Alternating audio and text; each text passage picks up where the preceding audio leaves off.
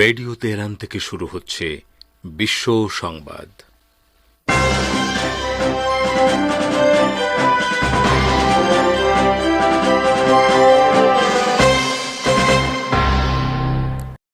শ্রোতা বন্ধুরা, এবারে আমন্ত্রণ জানাচ্ছি সংবাদ ভাষ্যের অনুষ্ঠান দৃষ্টিপাতে।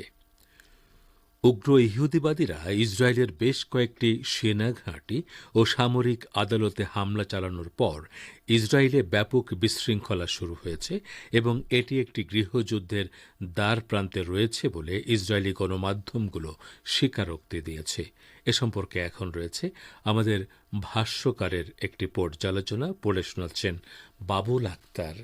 উগ্র ইহুদিবাদীরা ইসরায়েলের বেশ কয়েকটি সেনা ঘাঁটি ও সামরিক আদালতে হামলা চালানোর পর ইসরায়েলি গণমাধ্যমগুলো তাদের বিশ্লেষণে বলেছে, ইসরায়েলে ব্যাপক বিশৃঙ্খলা শুরু হয়েছে এবং এটি একটি গৃহযুদ্ধের দ্বার প্রান্তে রয়েছে। আজকের এই নিবন্ধে পার্স টুডে ফার্সির পক্ষ থেকে আমরা ইসরায়েলের অভ্যন্তরে ব্যাপক গণ্ডগোল ও বিশৃঙ্খলা, শহীদ ইসমাইল হানিয়ার হত্যাকাণ্ডের পর আতঙ্কে ইসরায়েলের আকাশসীমা বন্ধ করে দেয়া এবং বৈরুতে ইসরায়েলি বিমান হামলার পর হিজবুল্লাহর পক্ষ থেকে প্রতিশোধমূলক হামলার ব্যাপারে ইহুদিবাদীদের আতঙ্ক সম্পর্কে আলোচনা করব। আল জাজিরা মঙ্গলবার এক প্রতিবেদনে জানিয়েছে, গাজা উপত্যকায় আগ্রাসন চালাতে গিয়ে ইহুদিবাদী ইসরায়েলের পা কয়েকটি ফ্রন্টে আটকে গেছে। এরই মধ্যে ইহুদিবাদীদের নিজেদের মধ্যে মতবিরোধ ও সহিংসতা প্রতিদিনই বাড়ছে। গতকাল থেকে ইসরায়েলের বিভিন্ন স্থানে ইহুদিবাদীদের নিজেদের মধ্যে সংঘর্ষ চলার খবর পাওয়া গেছে। আন্তর্জাতিক গণমাধ্যমগুলোর ব্যাপক চাপের কারণে ইহুদিবাদী পুলিশ বাহিনী গতকাল ঘোষণা করে তারা একজন ফিলিস্তিনি বন্দীর উপর নির্যাতনের বিষয়টি তদন্ত করে দেখবে। উগ্র ইহুদিবাদীরা বিষয়টি মেনে নিতে পারেনি।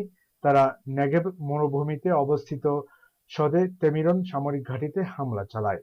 আলোচিত মুক্তিপ্রাপ্ত ফিলিস্তিনি বন্দীর উপর ওই ঘাঁটির ভেতরে অবস্থিত বন্দী শিবিরে অকথ্য নির্যাতন চালানো হয়।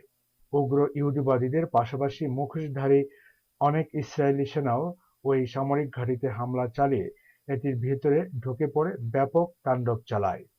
ইসরায়েলি নির্যাতনকারী কারারক্ষীদের পক্ষ থেকে উগ্র ইহুদিবাদীরা একটি সামরিক ঘাঁটিতে হামলা চালানোর পর ইসরায়েলের বেত লিড বসতিতে উত্তেজনা ছড়িয়ে পড়ার খবর দিয়েছে হিব্রু গণমাধ্যমগুলো।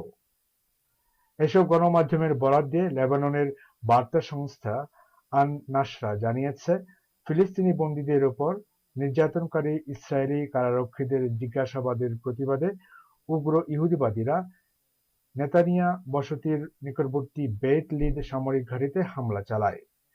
প্রায় 1200 ইহুদিবাদী ওই ঘাঁটিতে হামলা চালায় এবং এদের মধ্যে কয়েক ডজন লোক দরজা ভেঙে ঘাঁটিটির ভেতরে ঢুকে পড়ে। এই ঘটনা সামাল দিতে ইসরায়েল তার 3 ব্যাটালিয়ন সেনাকে বেত লিডে পাঠাতে বাধ্য হয়। ওই ব্যাটালিয়নগুলোকে গাজায় পাঠানোর জন্য প্রস্তুত করা হয়েছিল।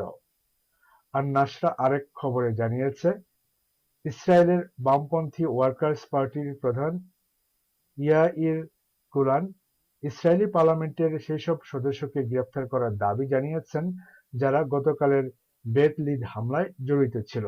তিনি ইহুদিবাদী প্রধানমন্ত্রী বেনিয়ামিন নেতানিয়াহুকে ইসরায়েলের অভ্যন্তরে মিলিশিয়া গোষ্ঠী সৃষ্টির দায়ে অভিযুক্ত করেছেন। ইসরায়েলি দৈনিক মাআরিব বুধবার এক প্রতিবেদনে লিখেছে, ইসরায়েল এখন আর সহিংসতার দ্বার প্রান্তে নেই, বরং গণ্ডগোলের ভেতরে প্রবেশ করেছে। একটি সেনা ঘাঁটিতে কয়েক ডজন নয়, বরং কয়েকশো বিক্ষোভকারীর অনুপ্রবেশের যে ভিডিও প্রকাশিত হয়েছে তা থেকে বলা যায়, ইহুদিবাদী ইসরায়েলি সমাজে ভয়ঙ্কর ফাটল দেখা দিয়েছে। আপনারা রেডিও তেহরানের অনুষ্ঠান শুনছেন সরাসরি তেহরান স্টুডিও থেকে। ইন্টারনেটে আমাদের অনুষ্ঠান প্রতিদিন শুনুন এই ঠিকানায় parstoday.com।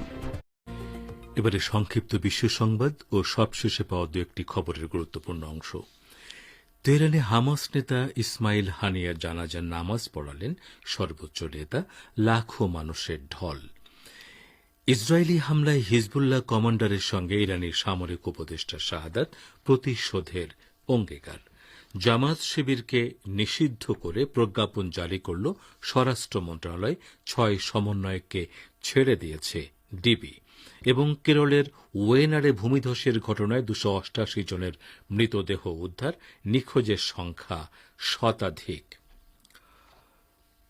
ফিলিস্তিনের অবরুদ্ধ গাজা উপত্যকায় ইহুদিবাদী ইসরায়েলের বিমান হামলায় আল জাজিরা নিউজ নেটওয়ার্কের আরও ২ সাংবাদিক নিহত হয়েছেন।